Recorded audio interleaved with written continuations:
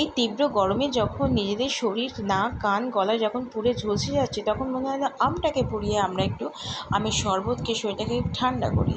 তাই আমটাকে পুড়িয়ে একটা ঠান্ডা জলে কিছুক্ষণ রেখে দেওয়া হলো।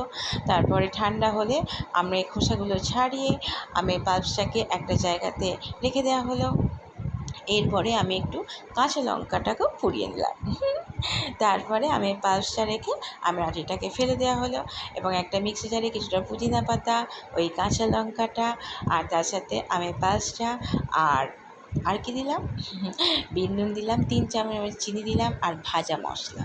একদম রেডি হয়ে গেল আমার। তারপরে একটা গ্লাসে কিছুটা বরফ দিয়ে ওই আমের পাল্পস রেডিটা দিয়ে দিলাম, দিয়ে ঠান্ডা জল দিয়ে একদম রেডি।